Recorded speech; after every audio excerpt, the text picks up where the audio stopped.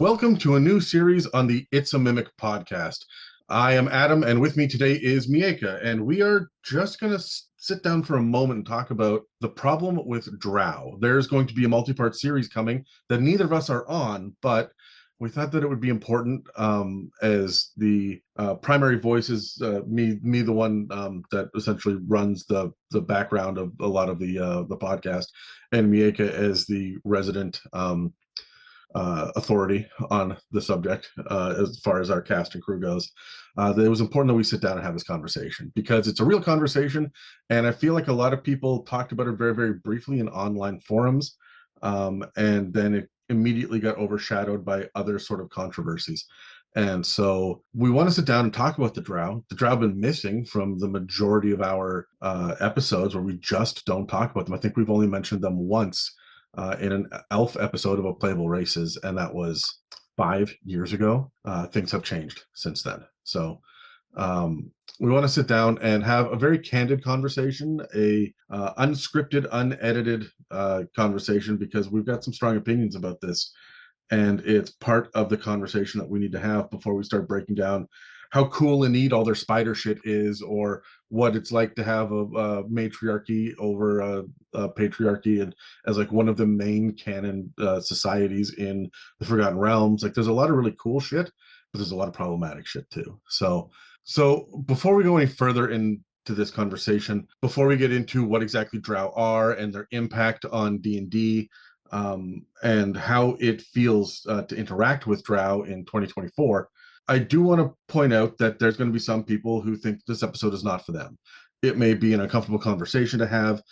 They may feel like this is a bunch of virtue signaling, or that it may be an unnecessary conversation to add to our fantasy bullshit beer and pretzels game that we play on Thursday nights with our friends. But honestly, if that's the way that you feel, then this episode is for you, because what you don't realize is how other people around the table may be feeling. And a lot of people talk about session zero. It's become such an important point of D&D conversations in the last 4 years. And while we acknowledge the Drow a little bit, maybe it's time for everybody to actually sit down and sit with it for a handful of minutes, and see what's worth salvaging and what's worth throwing out and what's worth phrasing in specific and certain ways.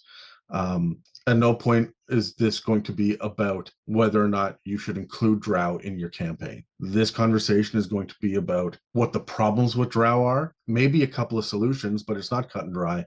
And we are not ethics professors or anything like that. So it's just worth bringing up so that people can start to think about it and do their own research and start looking forward. So that's a little disclaimer that I have here. I'm going to leave comments turned on the videos on YouTube and stuff for this, although I'm expecting a little backlash. I just want everyone to know that this is done with the utmost faith in the fact that everybody here is going to be mature and be respectful. So let's talk about Drow. First of all, what are Drow? Drow are called dark elves. They exist in the Underdark, which is kind of a large cavernous area underneath the surface world of the Forgotten Realms. There is an Underdark version in the Feywild. There's an Underdark version of the Shadowfell, and there are other Underdarks that exist in some other settings as well in Dungeons and Dragons. It's a very hostile place. It's full of underground dwellers that don't see the sun. But these cavernous areas are caverns large enough to house entire cities, and there are underground oceans that are a part of this. There's just no sun or sky. It's harsh and brutal. It's difficult to survive down here because there's not a whole lot of vegetation. Everything down here, all of the main players deal with some amount of enslaving the others for labor.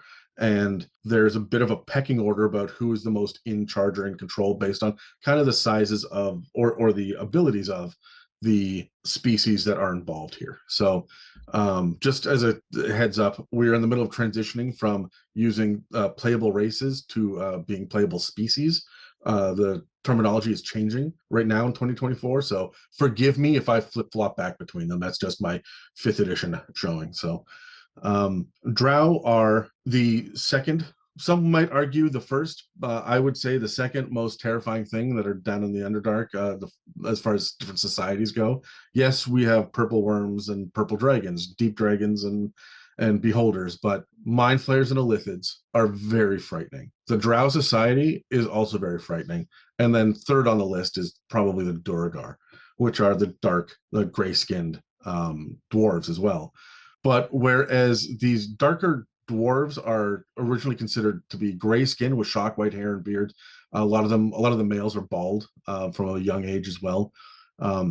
It was really the Drow that was the most problematic here because they were described as having just like ebony black dark skin. So the purpose of the Drow being involved in Dungeons and Dragons was to hold up a mirror image to the purity and the goodness of elves. But elves are, traditionally speaking, in Dungeons and Dragons, you get the two kinds of surface dwelling elves, the wood elves and then the high elves. The high elves being the opposite of the Drow, more or less, where we've got very pale, very regal, very upright, tall. Well, for elves, all elves are shorter than humans, but tall for elves, blonde hair, blue eyes, Aryan perfection. When it comes to the Drow, it's the opposite. Black ebony skin, shock white hair that's usually not kept. It's usually just out and wild. They are evil with red eyes or violet eyes, and they're a little bit shorter than the high elves. They're vicious, and they use poison and subterfuge and stealth. Their magic is twisted, and they worship spiders. All of these little details in and of themselves make for a great evil society to have to fight against, because it's a fantasy trope, and that's what we do. We fight the bad guys. But some of these things start to paint a larger, broader picture, and they start to infringe upon some stereotypes that exist in the real world. And there are definitely inspirations that are less healthy than one might hope for. The idea of there being a matriarchy instead of a patriarchy sounds cool on paper and up front, until you realize that a lot of the old art of Drow women was them in essentially battle bikinis. So it was very much these women are in control, but from like written by a man, right? And you can tell. And again, a lot of these tropes are 30 or 40 or 50 years old, because Drow have been around since essentially the beginning, when they needed an evil race to face off against for the heroes. But everything about their culture was weird and savage. Everything about their matriarchal society was punishing and brutal and painful. Women were in control, but it wasn't a happy existence or a happy culture. And there's a sense of propensity for evil. One of the biggest Drow characters that we've ever had is, of course, Drizzt Do'Urden, who is a Drow who has forsaken the evil Drow ways, and he's decided to be the hero that's casting off the negative evil influence of Lolth, who is the evil Drow goddess, and the evil society that follows her. And he's very popular. He's a ranger. He's one of these dark brooding types, and people love him for that. It's such a standard trope, but he popularized the Drow even more so that people wanted to explore them quite a bit. And in 3.5, 4th edition, and 5th edition, we've had books that have explored the Drow societies, and it hasn't been great. The leaning into the evil, the leaning into the subversion of regular stereotypes is fine, but when you make all of these subversions evil, you start to paint a picture. So I guess the last thing that I want to point out before I kind of open it up to Miaca here is I want to talk about, just briefly, the fact that this impacts marginalized groups. There are people who are not who want to play D&D and then run across the idea of Drow themselves and say, well, wait a minute, this feels wrong, this feels ugly. And it shouldn't necessarily be that way. I do want to acknowledge that Wizards of the Coast is moving away from that now. They are trying to move into a different era of Drow, where they make them kind of a weird gray purplish skin, still the shock white hair, and there's still the matriarchy, but the evil now is only some Drow, not all Drow. It's probably some of the ones that follow Lolth will be evil, but it's hard baked into the lore. And this is part of why they've gone kind of lore agnostic moving forward into the 2024 version of D&D with these updates, which we'll call, God knows, 5.5, 6th edition.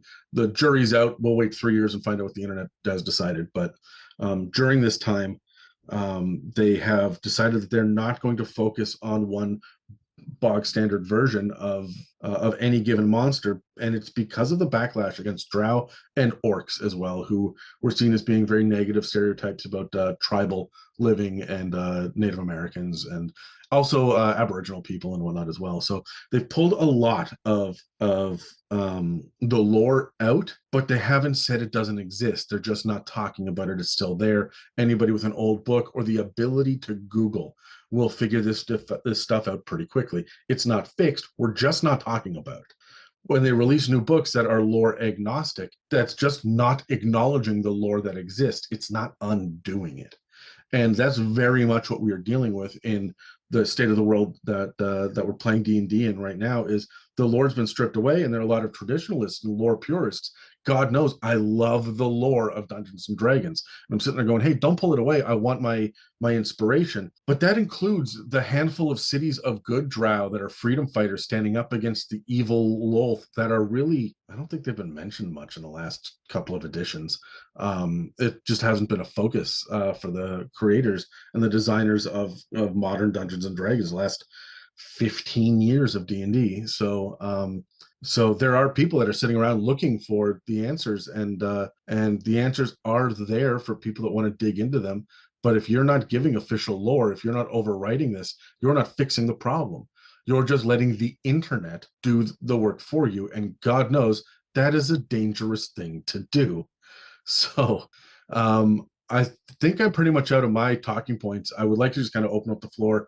Miaca, let's talk for a moment about some of the stereotypes, the matriarchal society. Let's look at Black women stereotypes to start with, if that's all right with you, and then however you'd like to proceed from there. Yeah, so usually when it comes to Black women, a lot of people believe we are aggressive. A lot of people also at the same time believe that we are strong. Like we are just out here being strong. Oh my gosh, we look up to you. You guys are just always strong Black women. We always get that thrown at us. We also get the reputation of being angry. So, like the angry Black women yelling in the store or just going off or showing any type of heavy emotion that happens to be negative. Can I You. can I ask? Do you think that Mhm. that's like an argument in bad faith? Like it's strong sounds like a positive thing, like in touch with your emotions sounds like a positive thing at face value. But then when you think about the stereotypical sassy Black woman, the angry Black woman, that just takes you back to the 80s sitcoms and how Black women were portrayed in media Mhm. back in the 70s and 80s. Do you think that's where this stems from, or is it deeper than that? Honestly, I think it's deeper than that. I think it just comes honestly from a place of control. As far as like the 80s sitcoms go, I think it's important to understand that these writers didn't know how to write Black women. There were no Black women sitting in on these like writing panels. You know what I mean? Like there was no sense of diversity. And if there was, it was probably one person who sat there and probably put out some ideas, and those ideas weren't going to be incorporated in the episode. Does that make sense? Yeah, or if they are incorporated, they're not incorporated in the way that was intended, right? Exactly. And then, it's like you also say like, well, it's strong, like that's like a good thing, right? And it's like, yeah, it's good to be strong, but at the same time, when we hear strong Black woman, it comes down to like, oh, a Black woman's going to fix all our problems. And some people out there may be like, well, I don't think that. You may not think it, but here's a good example. I don't want to get into politics too much, and I'm not going to be on this topic for too long. But when you think of Michelle Obama and in our last election cycle, people were pushing, well, how come Michelle Obama can run for president? Or, it makes sense for her to do it. She could, beat the opposition. She's smart. Oh my gosh, she's college educated and she's like qualified for the job, but she didn't want it. And it was because of the strong Black woman stereotype, because what stems from that is you feel safe with a strong black woman, right? You feel at home with a strong black woman. And honestly, that comes from, I would say, in my opinion, that stems from like slavery and, those negative stereotypes about basically black women running the house. And so it's like, I mean, everything goes back to slavery times, whether we really want to believe it or not. So like that whole strong black woman stereotype, don't rely on me to be the one that leads you to, to do the right thing. I feel like people who aren't black, like white people or, anyone really, they kind of feel infantilized a bit because it's like, oh well, a black woman's here, she's going to take care of it. And don't get me wrong, she's going to take care of business. Like she's going to get it done. But why does she have to? The You know? reliance, yeah, the reliance upon, look, I distinctly remember about, oh God, 10 years before I met you, I knew a guy I was teaching an acting class, and he was pretty upset.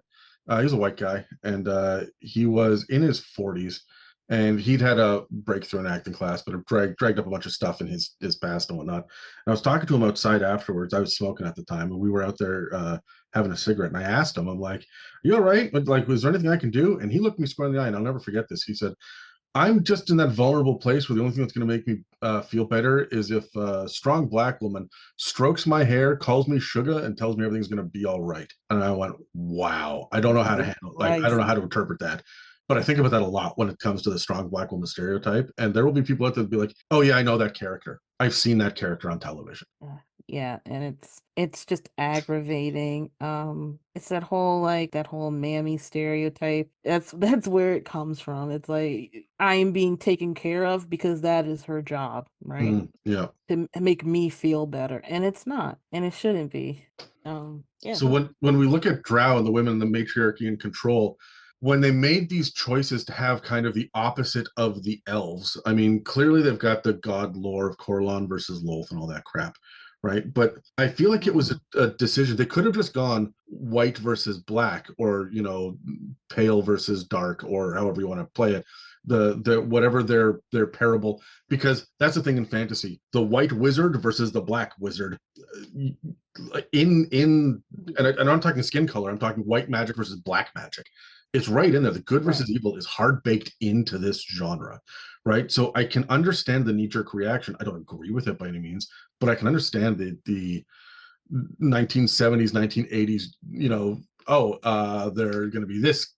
But the fact that it was women like that were put in control specifically, that felt like such a choice. Yeah. And if I can just say the whole like the fact that it was a knee-jerk reaction to like, yeah, white magic, black magic, for them to immediately think, oh, well, they're black. Like they're dark skin equals evil. That right there is a problem. It's the knee-jerk reaction to like decide that. And that right there comes from unconscious bias that's just been pushed towards people who are non-black people by the media, by like family members and society in general. And if I can be honest, this is hard baked into the fantasy genre all the way back to Tolkien, right? The Uruk-hai with their dark black skin were the bigger, stronger, angrier warriors that we should all be afraid of, right? Gandalf the White is now more pure, right? The idea of the white city of Gondor, or the dark-skinned humans, the dark-skinned men that were called in to join the evil army in the last book. Like, all of this is hard baked right in to the grandfather of fantasy. And I am not saying everyone that loves fantasy is racist. That's not where I'm coming from.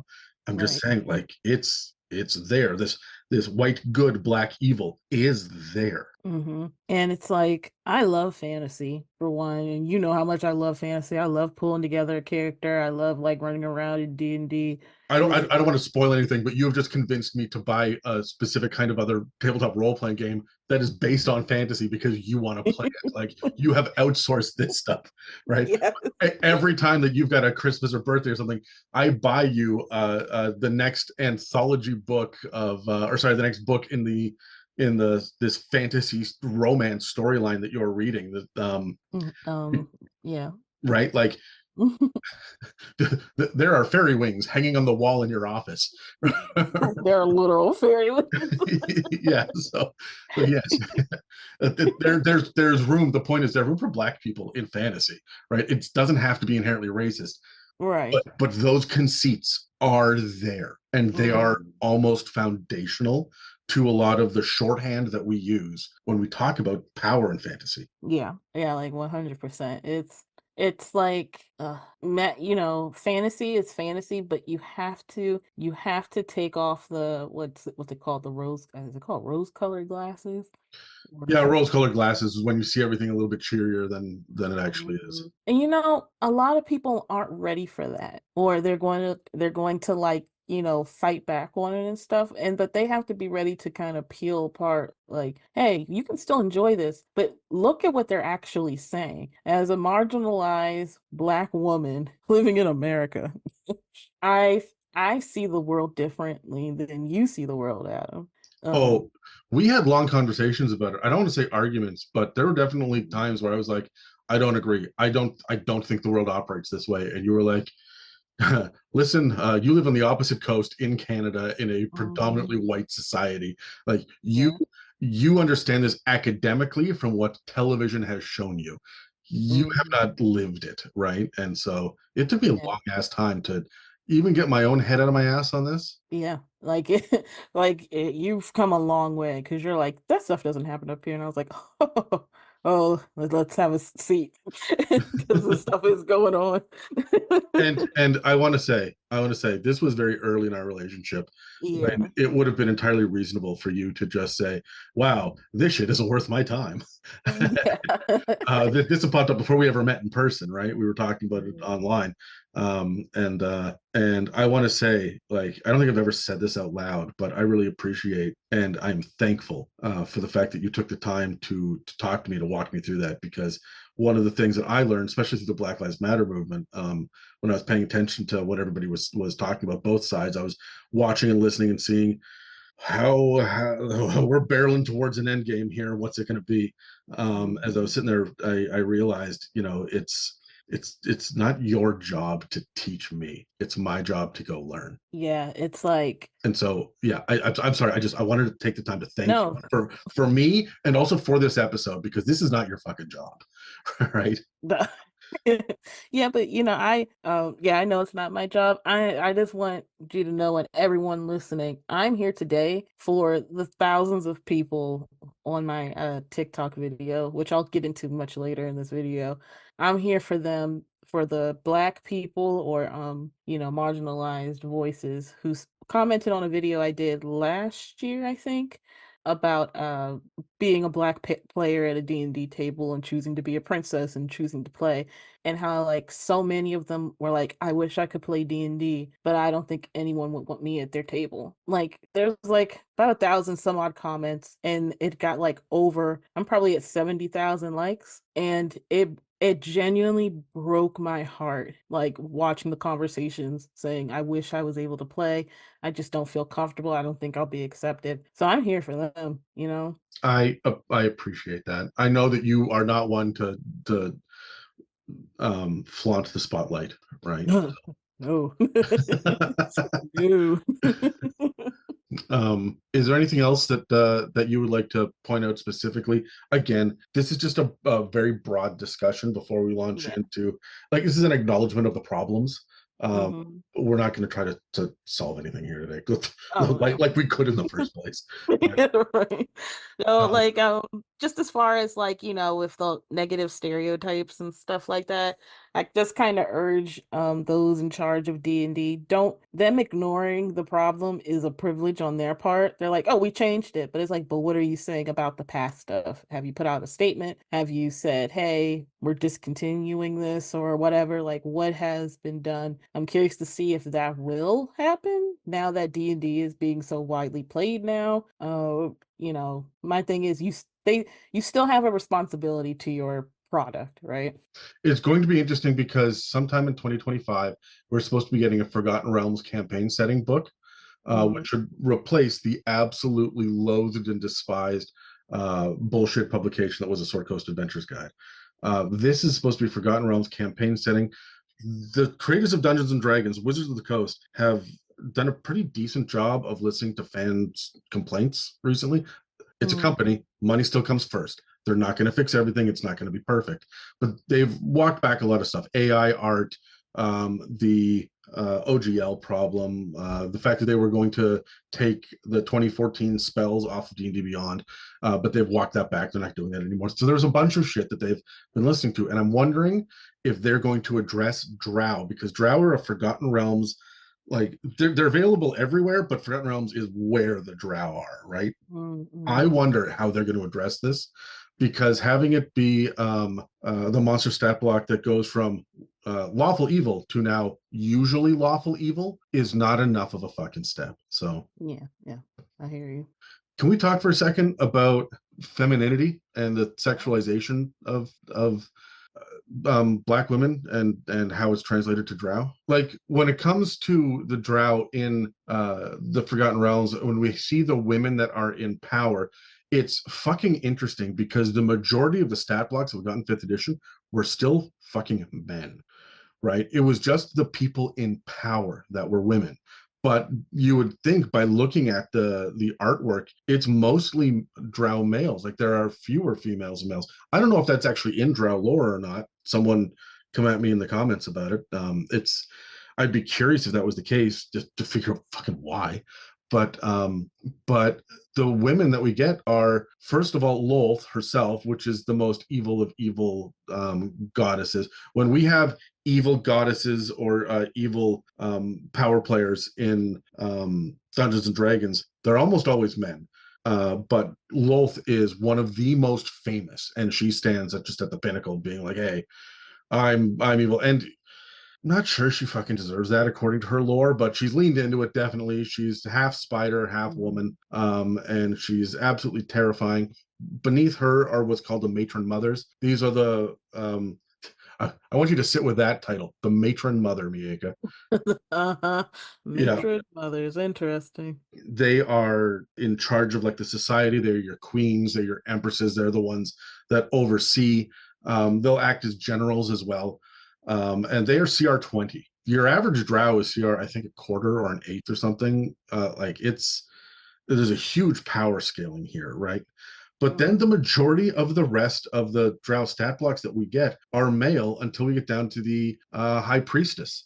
So not only do the women run the government, but they also run the religion. And there's a whole lot of having male concubines consorts and what's called a reverse harem. I didn't know that harem was a gendered term, but apparently reverse harem is when it's a woman who has a bunch of male sex slaves. And like there are references to this, to the objectification of men who are often walking around without shirts, and they've all got six packs, or and you know it's really interesting to see the sexualization. But like the women that are in control, where the men who aren't in control are absolutely victimized, and you don't see that in any of the other cultures. If there's a man in control of a dwarven kingdom, the women are not automatically victimized, right? That is the case for the Drow. And again, I don't know if that's because they looked at this group of black-skinned individuals in this culture and said, "Hey, you know what? Let's subvert the stereotype and make it so that they own slaves," which implies instead of the other way around, right? And so that means that that's part of their great grand evil. But then it's going to be males that are the slaves. Like there's a lot going on here with the fact that the women are in control of a slave running culture, and they're thoroughly evil. Yeah, and it kind of honestly puts me, well, it makes me feel uneasy because if I can be honest, I'm gonna lay it out there when I hear you talk, when you talk about like Drow and women and like the slavery thing. I'm like, who was sitting at the table that had like a major kink? Like, I know we don't kink shame, but come on. Yeah, yeah. Like, this is oddly very specific. You absolutely fucking know that this was something that happened in the 70s and 80s with a bunch of guys hanging out in a basement, that really negative D&D player stereotype, which was accurate for a little while there. These improperly socialized white men sitting in a basement in a little echo chamber, and you damn well know that at least half of them there had that issue of National Geographic sitting at home. Oh, yeah. It's honestly disgusting to me. And like it disgusts me. I don't like it one bit. Is that a common stereotype as well as the I ask like I don't fucking know. The Ready for the hypersexualization podcast? of black women. 100%. Yeah, so, like, Black women are always seen as, like, we're hypersexualized. Like, it's I mean, it's there. That's what we are. I kinda did some research, on this before we got started, and I found that, when it comes to white women are viewed as models of self-respect, they have self-control, they're modest, and they are like the vision of sexual purity. We all must take care of white women. We all must protect white women. Hold But on, when it hold comes on, to hold on. Just for a second here. I learned a thing less than 48 hours ago, was I was prepping for this episode, about the difference of shit. What do they call it? There's identification, which is how you see yourself, and Mhm, then there is how other people perceive you, right? And mhm, so there will be people, white women listening to this, being like, "At no point have I been a model of self-control and modesty, or I am not, I'll, like, nobody looks at me and thinks about sexual purity." And I mean, like, sure, you're right, but when you think about the virginal stereotype of like the pure virgin, it's always a blonde girl with blue eyes, right? yeah, It doesn't get much whiter than that, right? mhm, So we are mhm. talking about the stereotypes here, and so Yes, yes, 100%, 100%. And like with Black women, you get the promiscuous, even predatory, and like the word Jezebel was brought up, which has kind of been a term that's been around for a long time of like, Black women, we're just sex crazed individuals preying on all men, which is very disgusting to me. It's like we can't be feminine, we can't be girly without having to, without being seen as hypersexualized or, have some type of what's the word? there's a lack of respect given to a black woman who is in Mhm, control and comfortable with their own sexuality, right. right? And it's so interesting to me because, like, it's a little off topic here, but the idea of white beauty standards is such Mhm. a kick in the teeth to, women of color having to put up with that shit day in and day out, and like, and I'm a white dude. I'm the last person I should be talking about this, but even I fucking know that the white woman beauty standards affect women of color in very fundamental ways as they are growing up and figuring out their own identities and figuring out what is beautiful. And then, as much as, so there's all this like, hey, white is pretty, Mhm. what the fuck is this white purity and then black sexualization? Like, what are we doing here? That I feel like we're talking up both sides of our mouths on this one, right? Right. And it also, with that whole purity thing, it doesn't just deal with sex. Like I want to put that out there. It goes back to the good versus evil. It goes back to positive and negative, right? Like if I looked a certain way, I would be treated a little bit better than the way I do now, right? Like it's like that the word purity is a very like broad term. And Um it's also very interesting because it is specifically a term that's pointed at women. You don't mhm. spend a whole lot of time talking about male purity, Yeah, exactly. right? And this comes down to, again, if you trace it back, the idea that women were owned by the men of their family, right, with father, or if a father dies early, then brother, or until they get a husband, right? And if Mhm. they are impure, they're damaged goods. All these things, we've all heard this shit before. It Mhm. doesn't swing the other way for men, Right. right?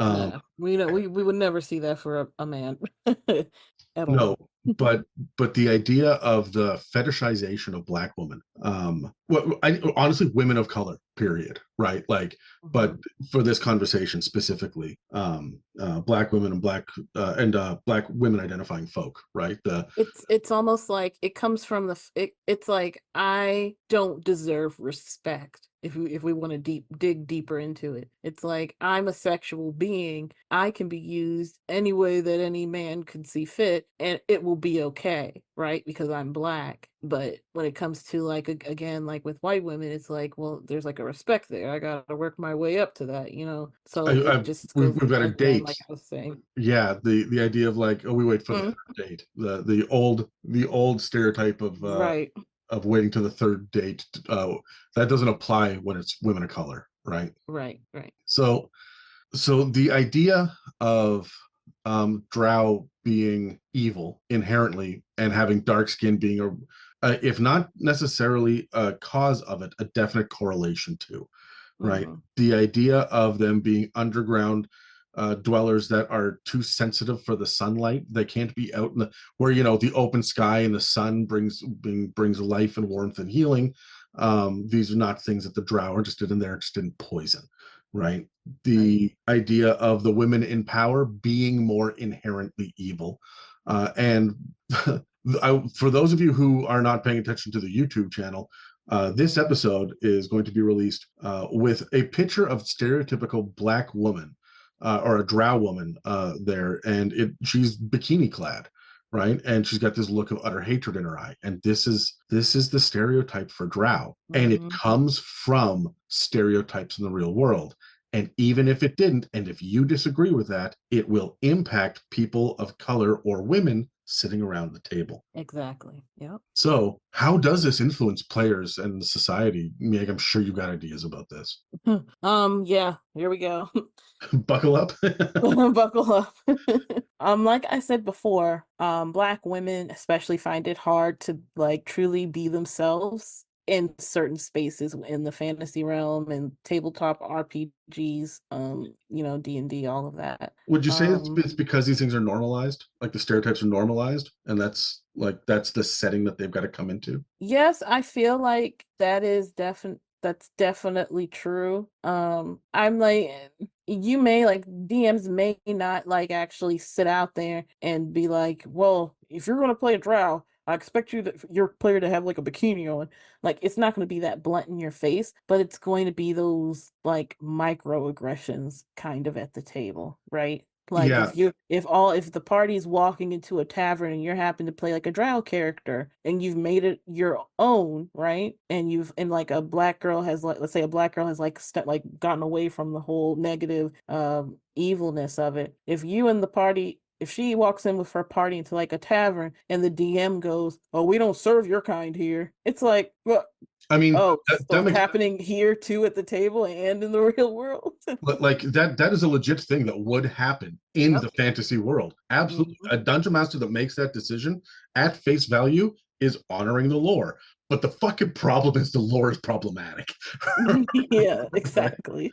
And it comes down to the fact that it was interesting because Casey was playing a Loxodon woman, right?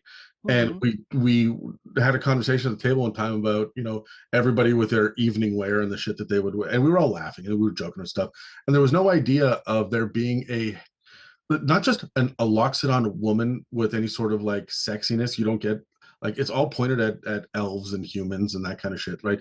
There's not a whole lot of sexy plus sized female characters in just the fan art when you're looking it up until you go to Drow and it's nothing but, right? Yeah. Just trying to Hmm. find artwork to represent your character when I'm leaning back on what you said about Hmm. the microaggressions. It's even shit that when you're not at the table, when this person's by themselves scrolling on their phone Right. late at night celebrating their character, I wonder if I could find a good picture of how many dozens of this shit do we have pictures of this do we have to go through, right? Hmm. I'm Oh, sorry, yeah. I cut you off. I just got real worked up about it. No, you're fine. You made a good point. Made some good points there. Yeah, and I guess kind of going off of like these are the pictures that I find like that you find. It's like it's hard. Here we go. Here we go. When we played, kind of getting away from Drow a bit. When we were playing L5R that one time, I Yeah, was determined to find like a black character that kind of fit the vibe of of my character. And I just want to say like Megan did a great job.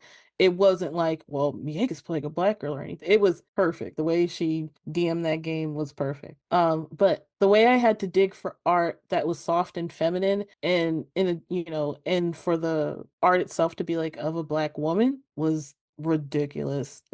And it's hard to find because let's be honest, the media doesn't see us that way. They don't see Black women in a soft light. It's hard to like visualize that. And things are changing. I'm not sitting here saying like, it's not gonna change and blah blah blah. There are like lots of Black women that are like, I'm in my soft girl era, or I am, I'm the cottage core and stuff like that. Like we are, unraveling that stereotype piece by piece, and you're seeing it a lot more in social media. But it doesn't go without controversy. There's Exactly. pushback. Oh, yes, there is. Especially with the whole cottagecore thing. I know, like during lockdown and stuff like that, there were people who were just upset with Black women like feeding into the cottagecore thing because it was like, and from other Black people as well. I will say that they're like, well, you're just dressing up like you're a slave, and it's like, no, she's not. She's putting on the same dress as this white girl is, that the white girl is. When the white girl puts on this dress, it's seen as, oh my gosh, like cottage core. Oh my gosh, you're a queen, you're doing cottage core. It just blends well. But when a Black girl does, it's like, well, what do you think you are? You think you're a slave girl or something? Like, you're setting us back. But why? I gotta ask because you cosplay. I'm not gonna out your own TikTok persona, Mhm. right? But you've done cosplay and you've cosplayed as characters who are not traditionally Black. Yeah. How many comments have you gotten about you not being able or you shouldn't be, representing this character? I've gotten a few over the last few years. I remember one time when I cosplayed Darcy, and I also want to say like the people who see my cosplays, they are honestly like very nice people, and they love to support things. Knock on wood, I'm on the good side so far. But there have been people when I cosplayed Darcy From the from Thor franchise from Marvel. yeah, especially like her Wanda Vision look and stuff like that. I did have one guy go in and be like, "Oh, is this like a Black Darcy?" And it was like, I could cosplay Darcy if I want to. And it's like I'm not painting my skin white. I'm not trying to look white. But I think the funniest thing was, Adam, when I dressed up like her, people were like taken aback. They're like, "Wait, why do you actually look so why do you actually look like the actress who Oh plays Darcy?" Like it yeah, was weird. yeah. The costume, the way that you put that together, gave you real Kat Dennings vibes. A lot of that was your body language and stuff as well. But like it was Hmm. it was strange. I'm not, we are not saying that you are Kat Dennings. However, No. there was a little bit of people taking a half step back, going, "Holy shit! Wow, all right." Yeah, they're like, wait a minute, you look like her when you're dressed up like her. which Um, is which is ridiculous because the moment that it starts to become mainstream at all, we end up with, I mean, well, we're not even talking about Drow right now, but still, the moment that I remember Michael Clark Duncan playing Kingpin in the Ben Affleck Daredevil movie. That movie's terrible, but people went after him for playing Kingpin because Kingpin's supposed to be white. You look at live action Little Mermaid, right? You look oh my at gosh, people had problem with everything. Will Smith as the genie for no other reason than the genie isn't Black. Motherfucker, the genie is blue. What are you on? Exactly. Exactly. Played by a white man who did so many accents and voices. You know what I mean? Mm-hmm. There's no rule to it. And also with the Snow White adaptation coming out soon, oh, people are just angry about that. Mm-hmm. But that's a whole other thing. It's the same thing, but it's a whole other thing. But yeah, getting back to how this influences players, it's like Black women and Black people, they just want to play the game. And like it just breaks my heart again, like how so many people wish they could join tables, but they don't feel like they can because either tables aren't welcoming or they feel they would be seen a certain type of way. It just breaks my heart that people can't or feel like they can't join tables because they don't feel like they can. They don't feel like there's room for them there, and they don't know who they would play as. And again, that kind of stems into like the Black community and what we allow and like the stereotypes that we like push on ourselves. That's a whole other conversation. But yeah, I just feel like the stereotypes I feel like if you were to welcome a black woman at the table who wants to play a Drow character but put their own spin on it, don't push those stereotypes onto her, you know? So Don't be an yeah, asshole. I absolutely don't push it. I would say don't push it on anybody, right? Like that's the reason why Mhm. Dritz was so powerful in the first place, was because and so popular, is because he was and I mean powerful like an icon, was because Mhm. we was going counter to the culture that he was supposed to be from, right? Yeah. And it is it the damn thing about Drizzt, as opposed to some of the see, I'm not a big Forgotten Realms fan guy. When all of the R.A. Salvatore books were coming out for Dritz and his group of adventurers, and apparently they are great stories. I've read excerpts from them, and they seem very fun and bombastic and stuff. But there's nuance there. There's a lot of nuance. When I first ran across the concept of this Drow Ranger who's fighting on the side of good, it really did feel like, oh, he's one of the good ones, which was a real fucking like disgust moment that I had, until I realized that no, he's a dynamic, nuanced, intelligent character who is leading the group. He's not a simplistic sidekick character or anything, right? So but Mhm. it's interesting when you have people like our table is very diverse and inclusive when it comes to the idea of people from different backgrounds. We've got of my 6 players, I've got a couple of LGBT players at the table.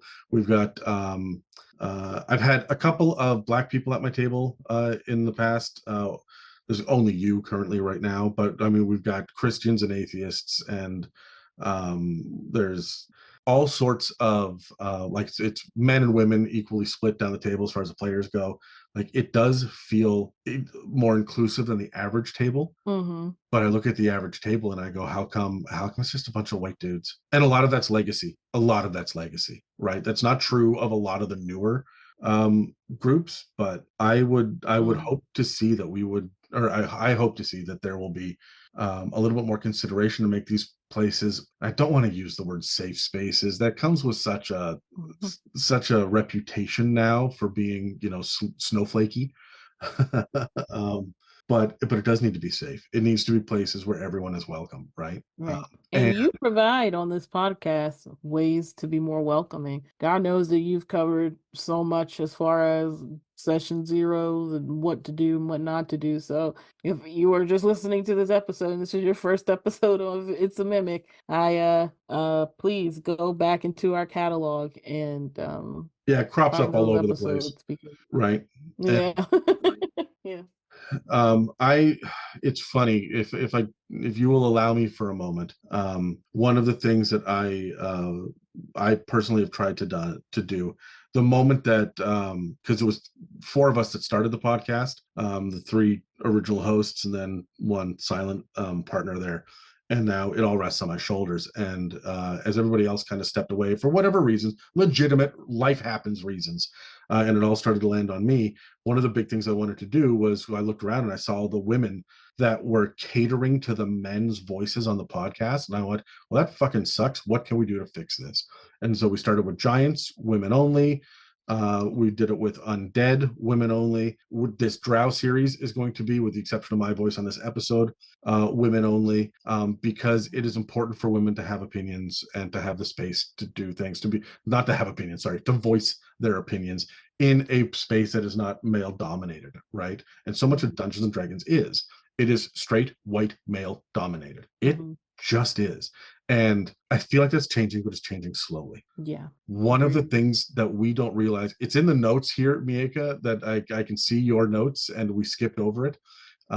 Black women are not heard like other people are. Mhm. Black women are not protected like other demographics are. Mhm. And that means that it is going to be a bigger step for some people. When you think about the other demographics besides straight white guys, it's going to be more difficult to take that leap of faith to sit down at a table, a fantasy table where anything goes, and feel like you can be one of the equal voices at the table, to feel like you and your heart and your wants and needs are and your voice are being respected and they're safe. And it's absolutely fucking shitty that it works that way. There's a lot of shit that works that way. Let's not even talk about the Olympics and sports right now and what's going on with trans people. Like it's all over the fucking world where there are people that don't feel like they're heard because they're not heard, where they don't feel like they're protected as much because they're not protected as much. If I had any kind of control over these realms at all, I would be speaking up about it. But like, I do have control over this podcast. It's fucking mine now, guys. So like, we're gonna talk about it. That's a good and a bad thing. Thank you.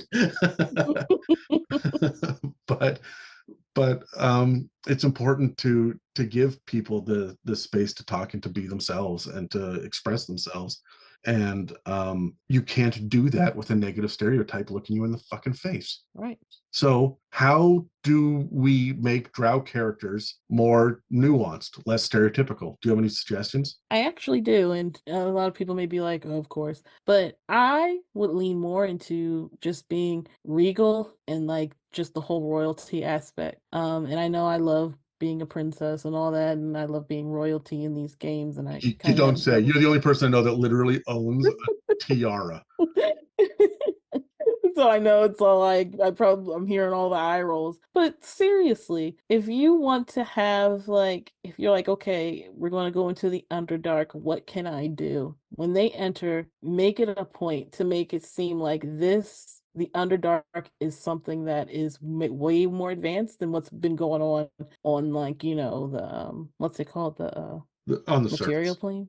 Yeah, on the surface. Yeah. Lean into that royalty. There's a matriarchy here. Make it positive. Lean more into being educated. Take some inspiration a bit from Theros because in Theros I know there's like schools of this and that and stuff like that. Lean more into education because whether people want to believe it or not, Black people are very much educated. Education has been the forefront of a lot of what we do because we weren't allowed to be educated at one point. I So saw I saw a chart about the number of educated Black people and the average cost of post-secondary school education in America, and the spikes were in the exact same fucking places, which which we could talk about systemic problems on another podcast, but um, Yeah, like, but it's just yikes. But yeah, like seriously, lean into that. And if you're like, well, what does that look like? I need like an example. Think of it as kind of like Wakanda. Don't be like, well, okay, I'll have this African tribe here. Like, no, but we're not asking you to do that. But take some inspiration from like Wakanda from the Marvel series and stuff like that. Think of the Underdark as an educated utopian society. Angela Um, Bassett in the Black Panther movies is mhm. a fucking matriarch. She is a strong, powerful Black woman matriarch and is not a goddamn stereotype. Yep, there you go. There you go. That is how I would rewrite Drow and the Underdark 100%. I would I wouldn't have them be like that stark black color or whatever, but I would put them in all shades because black people come in all shades and That's shades of actually changed. The Wizard of the Coast does yeah. not understand nuance quite as well as you do, but they've just decided to shift it all to gray skin. Yeah, but even then, like, I would still put it in like all because look, black is beautiful. We come in all different shades. A lot of us are dark, a lot of us are light, a lot of us are like in the middle. I would do that, but don't use that stereotypical shit like crazy hair and we're like just black and our lips are big and we're just sex hungry and animalistic. Like don't do that. Like there's no room for that. I think starting out as like again lead with royalty, lead with like a regalness, lean more into education and being educated, and I feel like kind of make it your own, right? That's what D&D is about. You have like the tools to like go off in one way, but add to it and make it more, just make it better.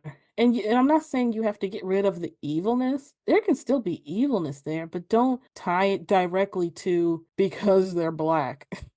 You know what I mean? Yeah. Like Can I because their skin is black and stuff. Like don't do that. And You can still have Lolth there.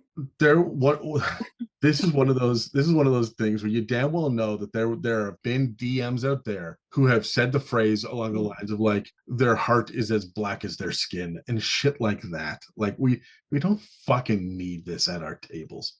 Yeah. May I Right. may I Like, give a couple of Drow don't specific hints? Yeah, go ahead.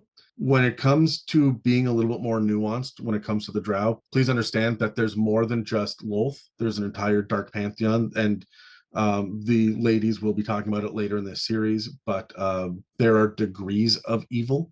There are also going to be civilizations and cities. There may not be many of them, but there are some that are good. And introducing them as options, as alternatives for the players to come across early in the campaign to show that this society is good, this society is evil. We will be primarily dealing with the evil, right? Having a good Drow NPC tag along with the party as someone who is going to sit there and say, hey, I represent this whole other kingdom, right? I'm with you guys and I can blend in and go behind and be sneaky behind enemy lines and get you guys access to stuff. Like, not all Drow are evil, the same way that not all people like of any given demographic are evil. If you start to lean into the culture of it, if you lean into the spiderness of it, spiders are evil and creepy. They make people feel gross. You don't have to make it about even the Drow at that point, right? Gigantic statues of the evil spider queen herself, Lolth, over the palace is going to give a far more specific kind of evil than just, yep, it's a Drow palace full of dark-skinned Drow and they're all bad guys. Well, no, they're all in the shadow of this evil goddess. It's interesting that the only NPC gunslinger that we got in 5th edition was Drow. So when you were talking about technology, when you were talking about technology, Waterdeep Dragon Heist has Drow gunslingers. See, stereotypes. No, but it's not just that. It's the fact that they're the only ones with the technology to do it as well. Oh, that too. It could go either way though. But yeah. And the gunslingers are actually coded more as like cowboys and pirates than they are like the stereotypical, gang member, right? Yeah. So I just wanted to point that out for the technology standpoint. But again, you could see, oh, hey, it's black people with guns, right? You have to add nuance and detail and specificity to show that not all Drow are the same. Having them all be radically different and understand where Drow women fit within Drow society. They're not going to all be leaders. Right. There you go. Thank you. Thank you for saying that. They're not always going to be leaders, because if I were playing a Drow girl, 100% would not be a leader. Well, I'll tell you this. All Drow leaders are female. Not all female Drow are leaders. There's a fucking difference, right? So if you want to have all of the officers as opposed to the enlisted men, if you want to have forced conscription for men but not for women, they can choose whether or not to be. If you want to have only women can own land or own a business, but that doesn't necessarily mean that all women do, right? That's going to be the difference. And so anyway, is there anything else that you would like to discuss in this episode before we wrap it up? I do want to say something for the Lady Mimics and for also people listening. To the Lady Mimics, when you cover this, understand like microaggressions are real and microaggressions are painful. So be mindful of how you cover things. And I know they will. They are awesome and stuff like that, but I just have to put it out there. And the same goes for DMs and players. If you have a person of color at the table joining in at session 0, be mindful of what you say. And I know it's kind of, it's hard because you've never really had to think of it that way, but make your players comfortable.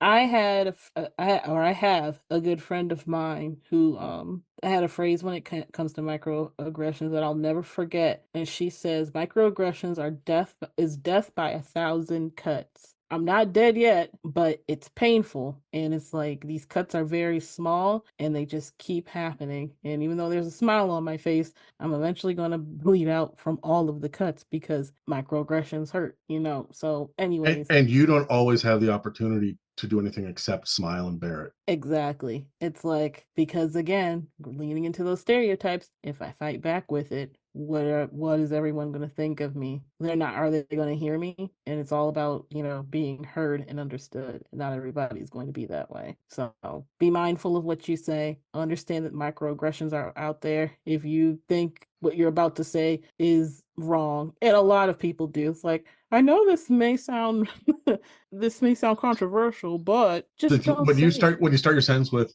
not to be racist, but Yeah, right. like don't do it. So, but yeah, that's all I really have to say on this topic. I mean, go a different way with Drow. I'm not saying you have to change everything. Like, it's a lot of history there, but get away from the stereotypes. Now, Yeah. the last thing that I want to say before I wrap this up is the rest of the series is going to just my little disclaimer here. I was really excited to give the Lady Mimics the ability to. I'm sorry. We call ourselves They call themselves the Lady Mimics in the Discord chat. That's just them, and I'm privileged enough to be in one of their two chats to be able to shoot the shit back and forth with them as Be a they part of the chaos. the absolute terrifying chaos. Um, but I was excited to open up this space for them if they wanted to grab onto a society that is a matriarchy, because everything that they always deal with is kings and princes and emperors, right? And so I do expect that moving forward, they're going to be enjoying and embracing and laughing the way they do on all the undead episodes and everything else. But the idea of Drow, there will be a lot of disgust when it comes to spiders. And there's going to be a lot of, I assume they're going to celebrate women in power, but it was very important to have this conversation ahead of time, right? I want to thank Yeah. everybody for listening. And I want to remind you the thing that I have to remind myself when I get down on myself about things as well, especially when it comes to I am still guilty of committing microaggressions and of saying the dumbest shit just because I don't fucking know any better. If you've listened this long, thank you, because Yeah. we cannot learn to be better without making the mistakes. But every time we make a mistake, we have to hold ourselves accountable and try to learn. Mm-hmm. Anyway, thank you, Miaca, for sitting down and doing this episode. I know this is a big loaded one that you hummed and hawed over for a little bit and took your notes and put a lot of time and effort into this one. And it means the world to me that you are giving of yourself enough to have this conversation with us here on this episode and in this series. Yeah, of course, it needed to be done. But thank you for holding this space, because I'm telling you, not many people want to hold this space because it's just too uncomfortable. So again, in order for things to change, things have to get uncomfortable. And if you made it this far in this episode, it means you are willing to do that. So anyways, thanks for having me. That's all for this part of the conversation on the problem with Drow. Please take a second to engage with a like, follow, comment, and review to help push our engagement. And I'm trusting that you are all going to be respectful in the comments and with the reviews. And please, if any of this rings true to you and you're interested in exploring other lighter but equally as respectful conversations, don't forget to subscribe to find future inspirations for your campaigns. If you'd like to support us, we have a store with some merch and a donate button on our website, itsamimic.com, as well as a Patreon. This episode and others can also be found on Spotify, Apple Podcasts, YouTube, and most other podcast apps. Thank you again for listening to It's a Mimic, where you never know what you're going to get.